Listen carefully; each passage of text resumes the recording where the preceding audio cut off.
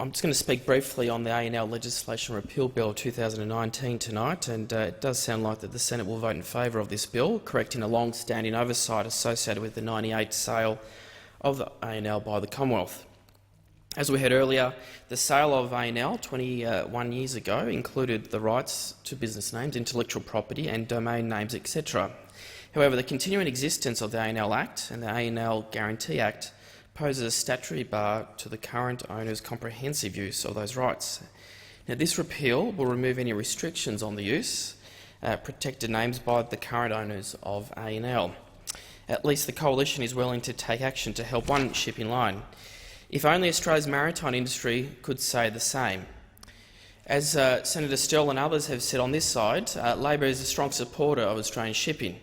When we came into government in 2007, we took steps to reform the shipping industry, consulting widely with industry and unions, and eventually in 2012 passing the Coastal Trading Revitalisation Australian Shipping Act.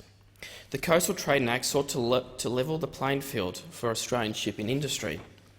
It offered, as my colleagues Senator Sterle and McCarthy wrote in 2017 in the Rural and Regional Affairs and Transport Committee report, quote, a stable fiscal and regulatory regime, one that would encourage greater investment and promote international competitiveness in Australian shipping.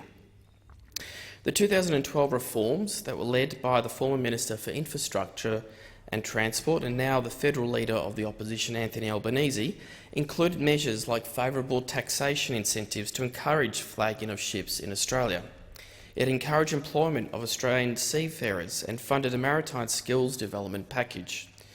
We took these steps because Labor recognises the importance of a flourishing and vibrant shipping industry to our future.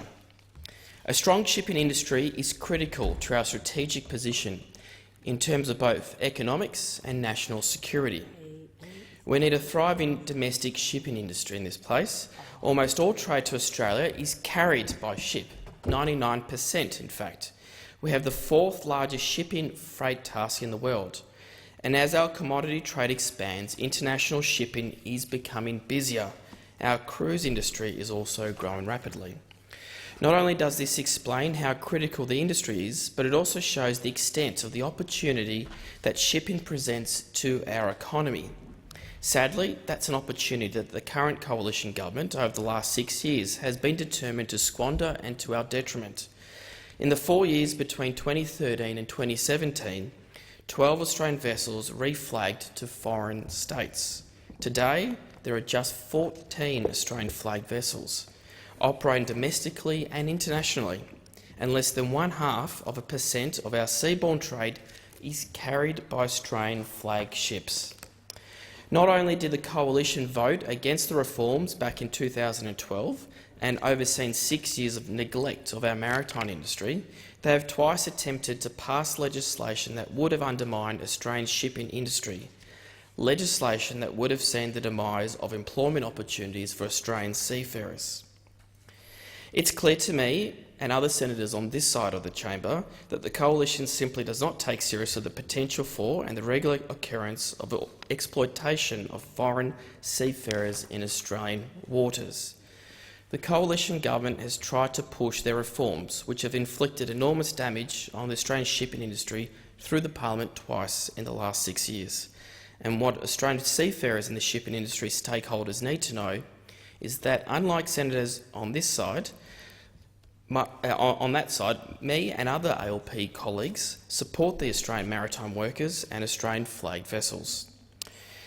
That is why Labor is committed to stopping the abuse of temporary shipping licences that this government has allowed to go unchecked and in breach of the existing legislation. When it comes to licensing foreign ships, we are committed to prioritising the national interest. We're committed to work towards a strategic fleet of Australian flagged vessels, necessary not just for the future of a successful Australian shipping industry, but essential to call upon in times of strategic importance. Labor is committed to a vibrant shipping industry, to a maritime industry that serves the national interests, that is profitable and strong. We are committed to ensuring seafarers in our territorial waters are free from exploitation and wage theft.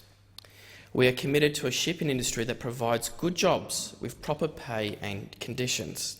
Madam Acting Deputy President, Labor will never support measures that undercut and undermine the Australian maritime industry, and will continue to draw attention to this place and the attention of the Australian community to this government's continuing neglect of Australian maritime workers and Australian flagged ships.